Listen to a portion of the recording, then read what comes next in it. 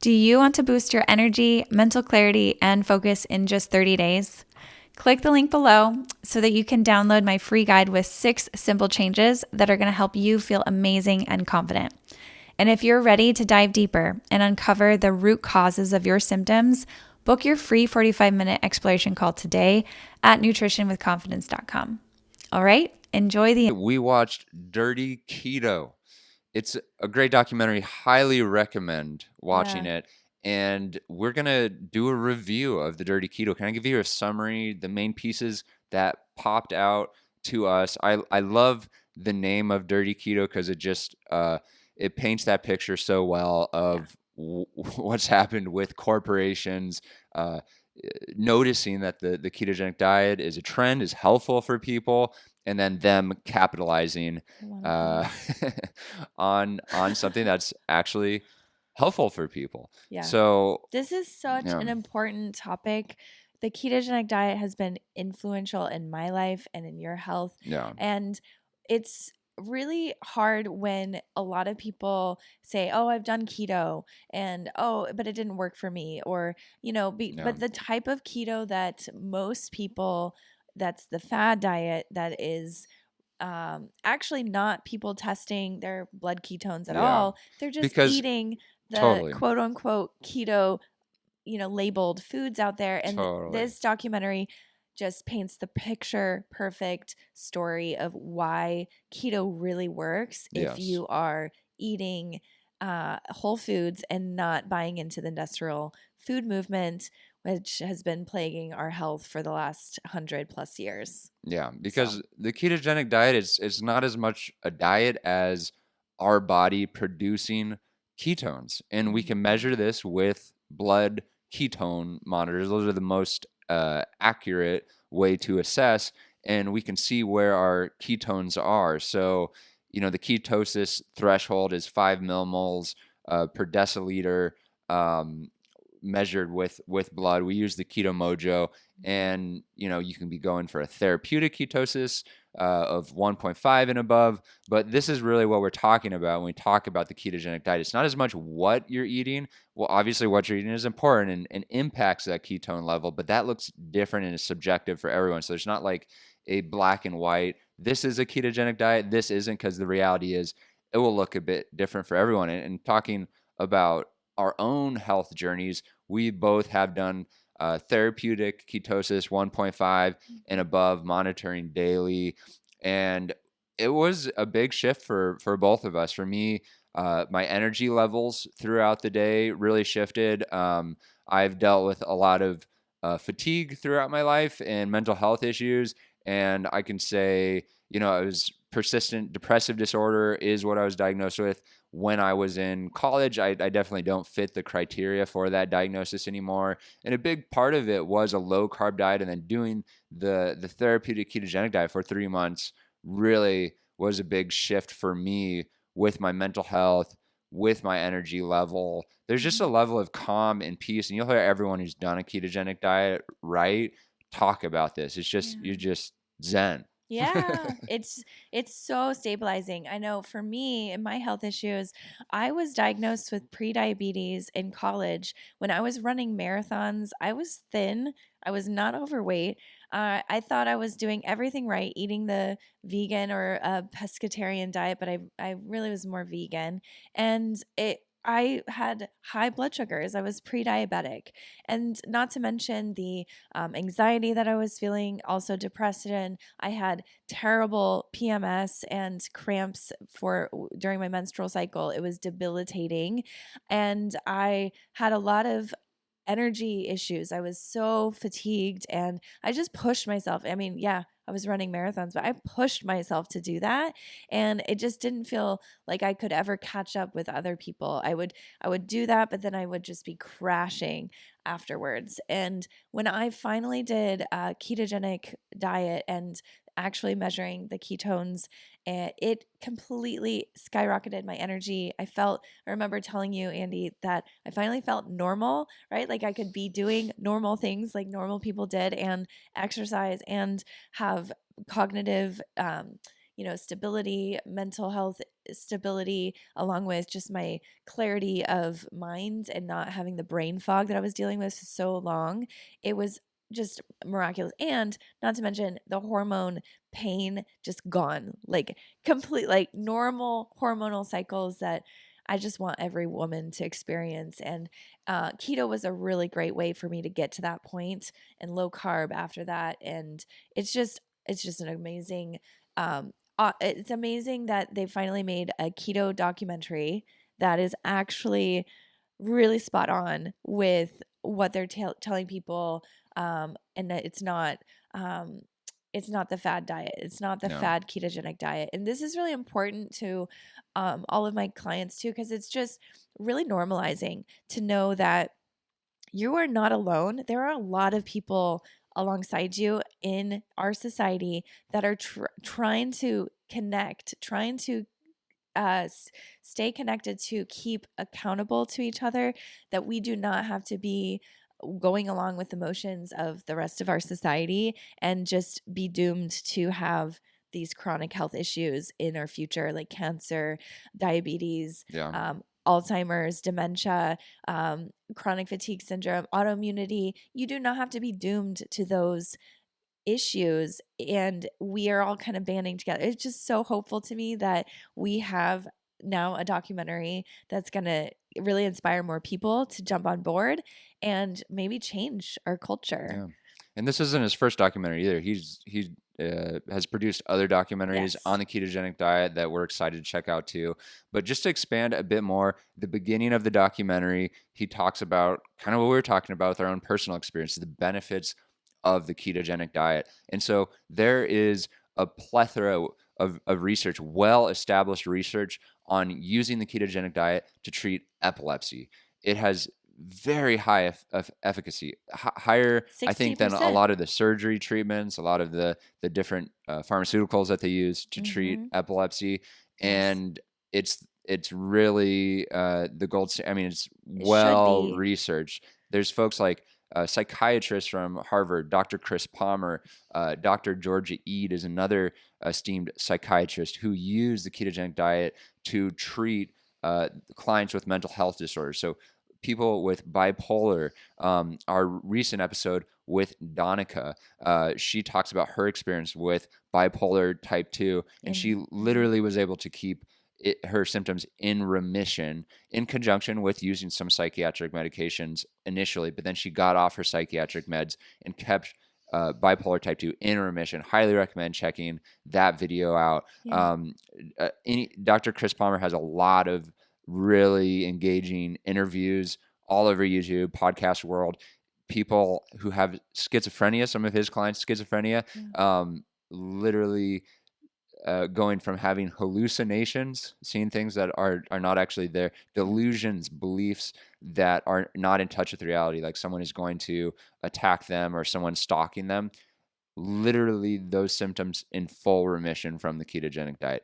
It's not for everyone that this happens, but for a lot of his patients, this does happen. And we're in the next couple decades, we're going to see more and more research on the mental health side of things in using the ketogenic diet for treatment. Diabetes, like you said, we have Verta Health out of Denver, who is reversing diabetes type 2 and prediabetes in thousands and thousands of patients. Dr. Seafried, who we've had on our podcast, he is one of the leading researchers out of Boston College, right? And his work is so compelling and showing that cancer growth happens from glucose and excess glucose, carbohydrate, sugar, and glutamine.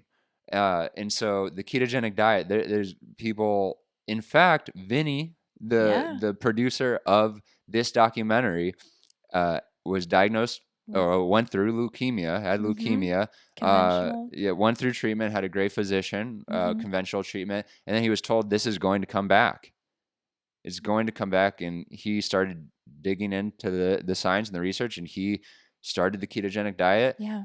17 plus years later, no No leukemia, recurrence. Yeah. complete remission. Yeah. So So hopeful. these are some of, and it's not, these are all the recent examples that come to mind for me. Could you talk about Dr. or Otto Warburg's Yeah. work in the 20s? Yeah, in the documentary, they mention Otto Warburg and his work that was really instrumental to now it's been around for a long time since his work, the 1920s, that we've had this understanding that the cancer is really being fed by the sugar, and it's a metabolic disease actually.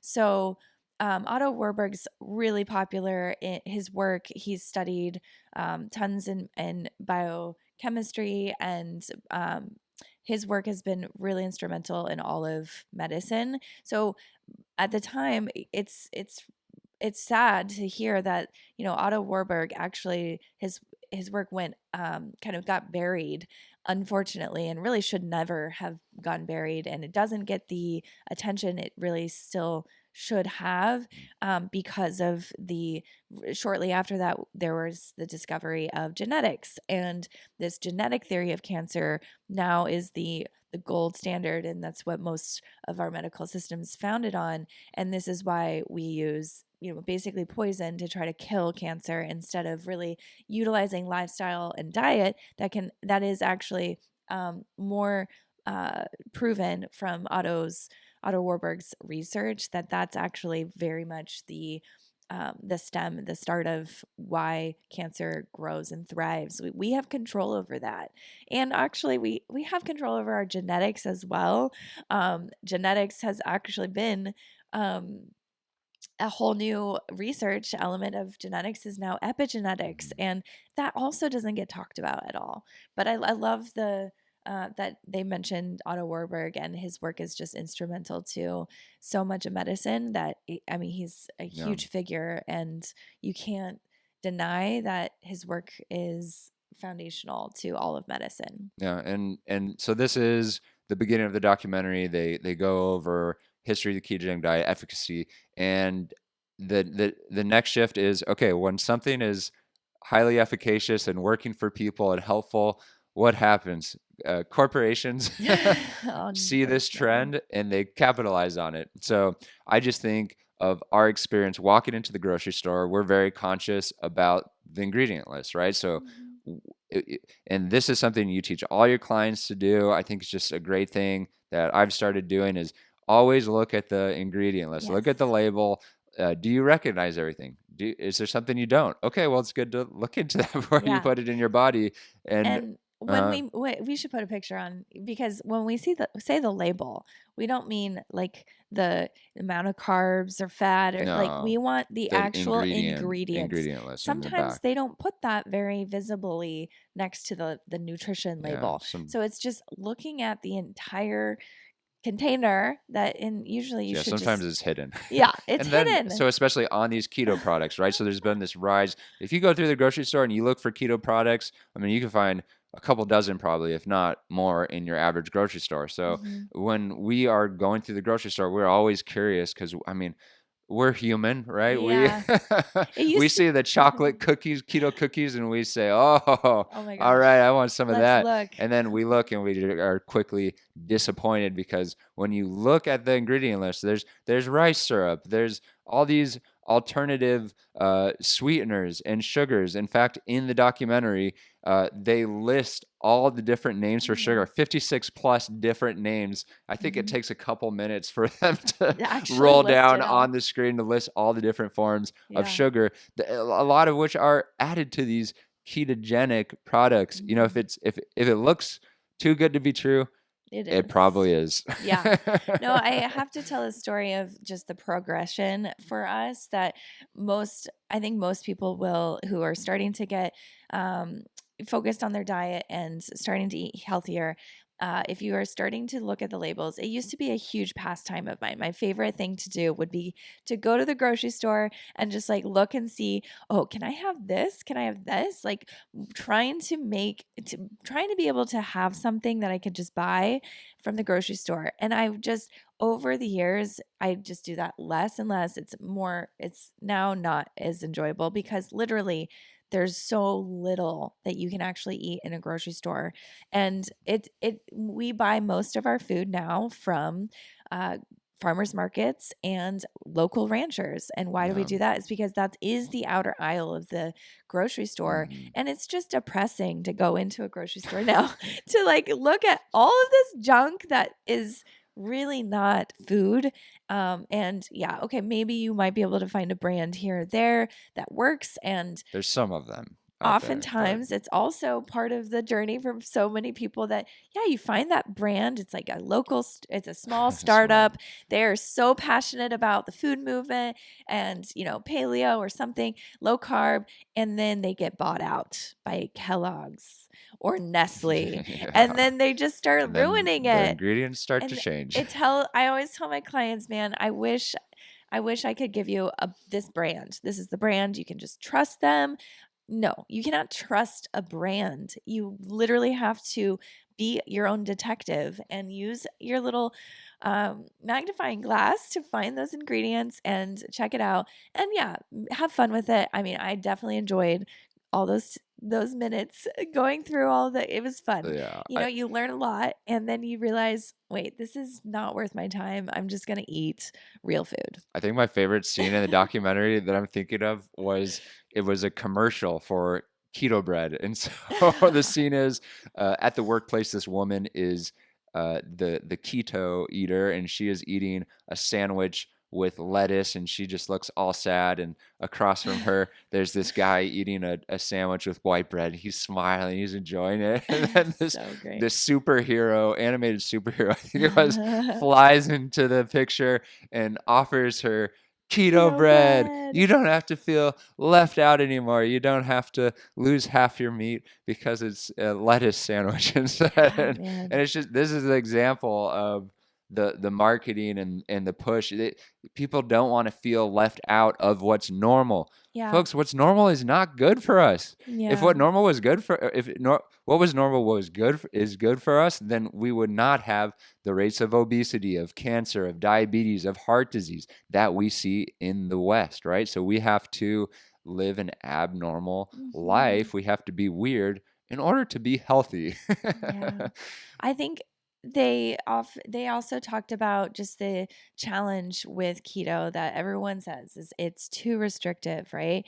And he make such a great point. And I often say the same thing. We talk about this on our blog posts on restriction versus restraint. Mm. And the truth is 100+ years ago, we didn't have all of these options available. We didn't have Snickers and ding dongs and even like healthier options available to us. So really it's all mental. It's just in our head to think that we're restricting ourselves.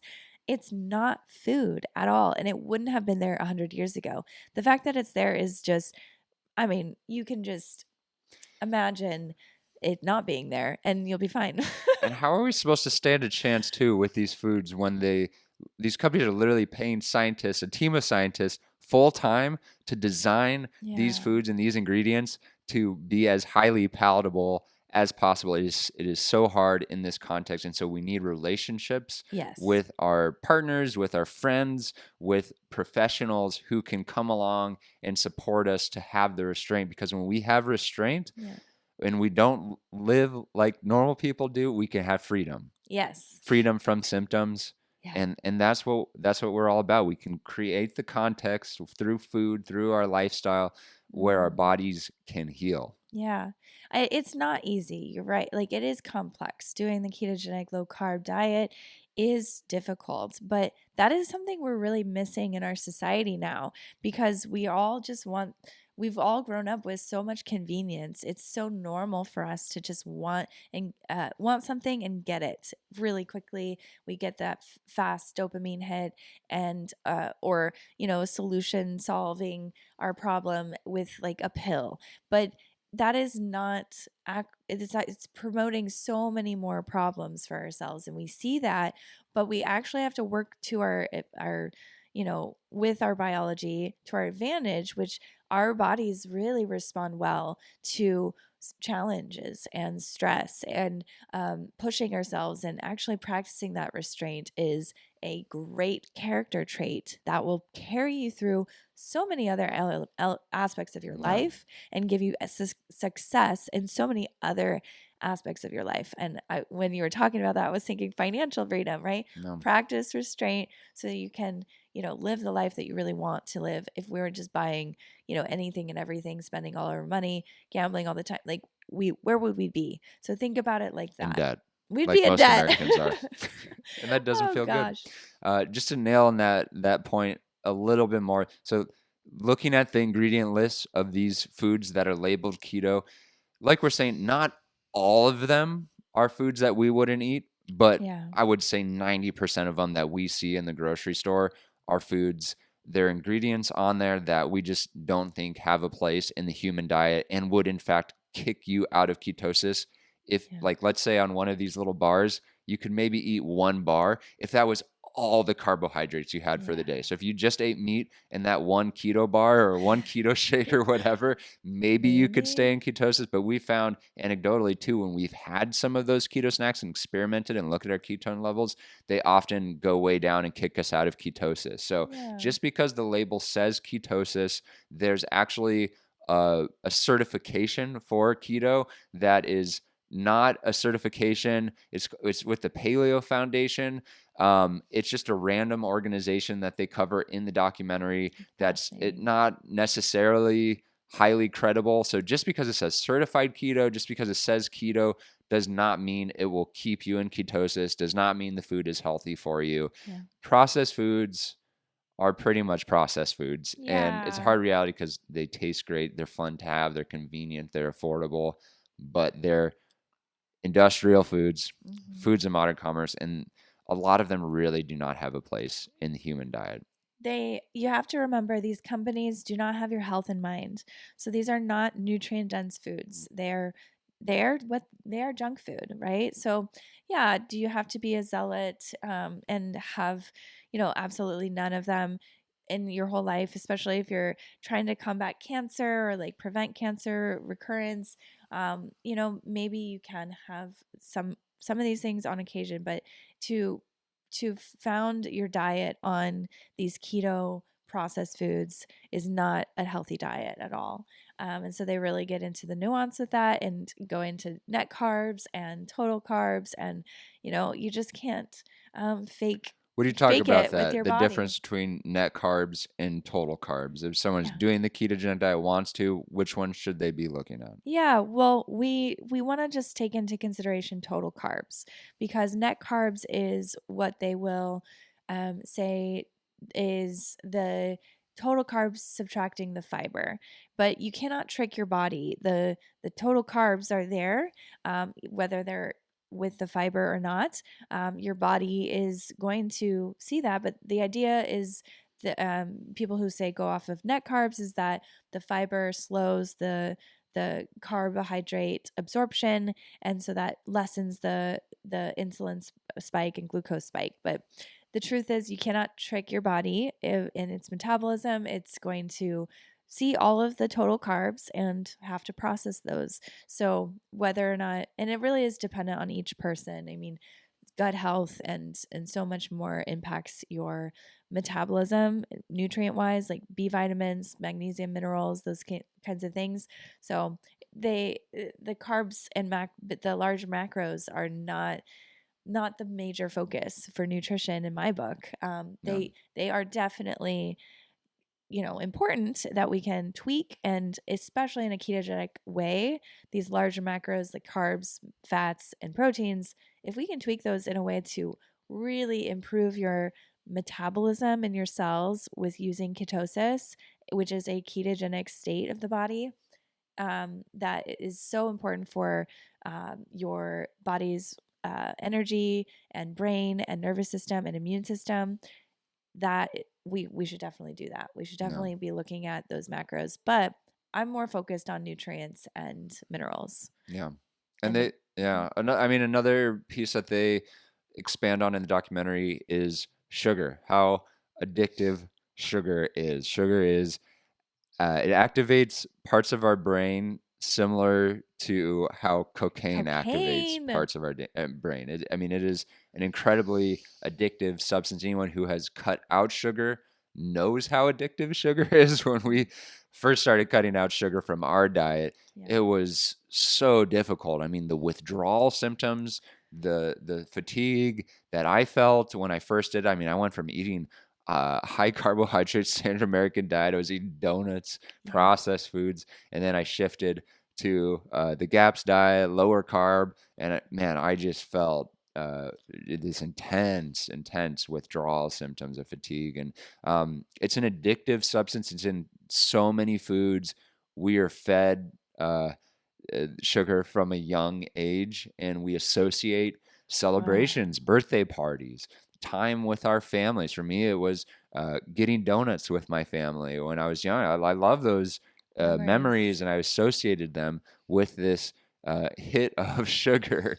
And we, in the 80s and 90s, we had this focus on low fat, um, high carb diet, and I mean, it hasn't helped. Yeah. Yeah. Even like high protein without the fat, it doesn't work, because you need the fats to help metabolize your protein, that intake that you're getting. A lot of people back in the 90s, the low carb, like protein shake movement, you can actually get really ill eating that much protein without very much fat.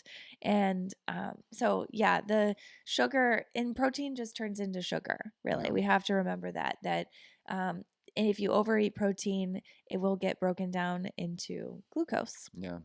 But protein's great. I mean, highly recommend. I'm not demonizing protein, but the sugar issue is a real issue.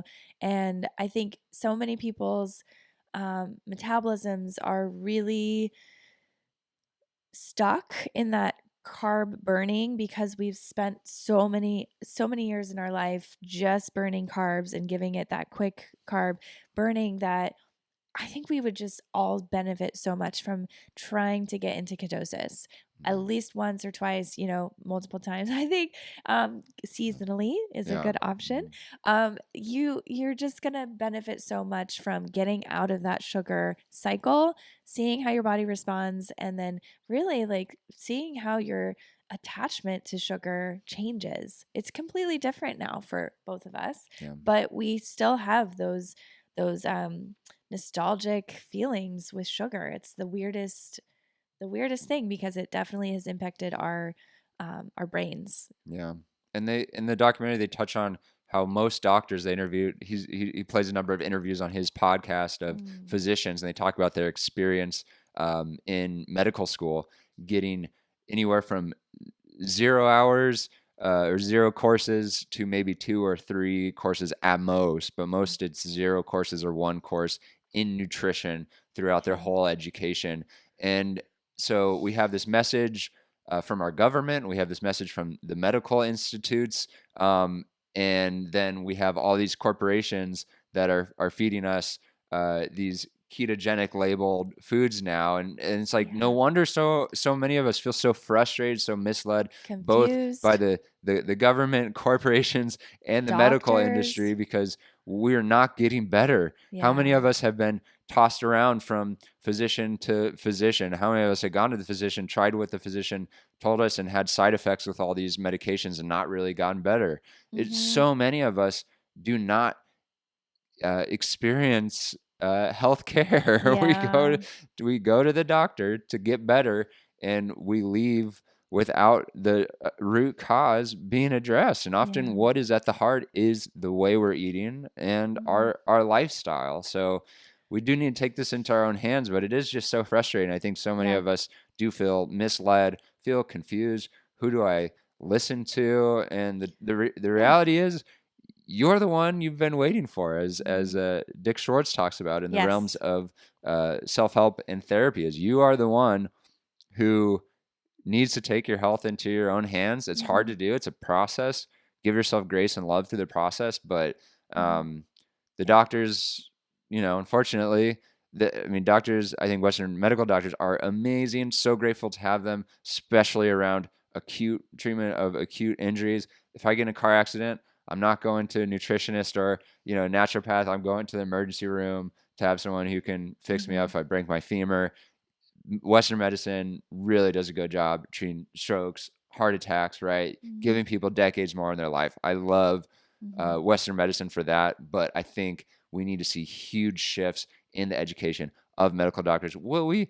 Probably not, because of the pharmaceutical industry's hand in Western medicine. Anyways, just want to validate for all of you who feel frustrated with your experience in Western medicine, and then like in our society as a whole. It's not you. You're not doing anything wrong. It's the society that's wrong.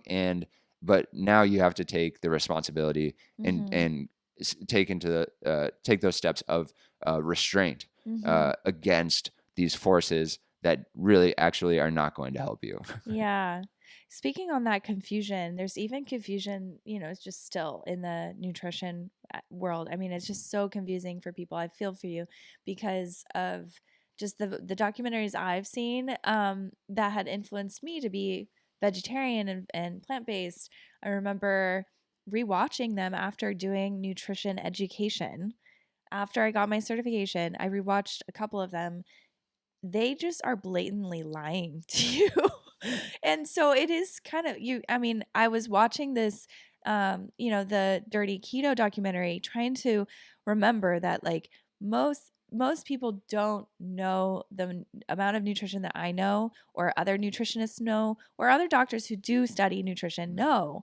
And then I'm trying to watch a documentary thinking, okay, well, what if I was a skeptical person that was like, oh, documentaries, like, I don't know if this is true or not, just trying to look at it from that angle. And I just want to validate that we would never tell a doctor to go and treat themselves and just with like medicines and things like that. Doctors need to go and see another doctor, right? And as much as it's important to trust yourself first with nutrition, I've been thinking about this idea that we are all in these silos at home getting lots of different information fed to us. And so if we're trying to trust ourselves, but we're getting all of this conflicting information, we're not capable to get through that on our own. And I've always, from the start of my nutrition journey, told myself I need someone else. So I worked with a nutritionist to bounce my ideas off of, and they taught me. And yeah, every nutritionist isn't going to know everything, but you can learn from several other people that you do. So first trust yourself, and then go from that to go and start to find people you do trust. And it doesn't have to be just one person. Please do not just trust one person. Please go and find validating, trusted sources. Yes. And I think that this documentary actually does such a great job of that. I mean, to be someone of nutrition, with a nutrition background, who does have a lot of information. So everything in that documentary was honest, transparent. There was no lies. Yeah. And there were no lies with the ketogenic diet, although you and I do have a bias of more of an animal-based diet as being optimal for most humans. You can do the ketogenic diet as a vegan, as a vegetarian, so it doesn't discriminate, and that's what he talks about in the documentaries, is do what works for you, right? If that's carnivore, do it. If that's paleo, do it. If that's just a low carb, whole food diet, do it. If that's a vegetarian diet, do it. What's going to work for you and be sustainable for you? Because, all of these different nutrition camps, don't let them confuse, just experiment, try, figure out what works for you, listen to your body. And then, like you said, find people you trust who can support you and evaluate if you're getting better, if you how you're feeling, trusting yourself in that Yeah. process, and Yeah. really engage in that process. Another thing I wanted to mention that they talked about in this documentary was in 1865, people consumed 1 pound of sugar per year. That's how much. Now it's up to about 300 pounds per Ah, year that's for the average gross. American. 300 Ooh. pounds. That's Oh like my gosh. almost three Natalies of sugar. Oh God. Yeah, that is a lot of me. And Oh my so gosh. no wonder we're so sick. Everyone knows. And again, it's our gut bugs that there's a homeostasis in our gut bugs that depend on this certain threshold of sugar, and we really have to step out of that consciously and deliberately. Yeah, That statistic is not even taking into consideration all the refined yeah, flour that carbohydrate. people Yeah, are eating. huge. So I mean, I can't tell you how many people who have told me, "Oh, I don't eat up very much sugar," and I look at their diet and it's all carbohydrates. Yeah, And yeah, you're eating a lot of sugar yeah. still. So brings us to a question, Natalie. How many carbohydrates should somebody eat to stay in ketosis? Well, this is very bio individual, No, and I think they did a great they job really of did. talking about this in the documentary. I've heard people ask me, "Oh, is this food keto? Is this keto?"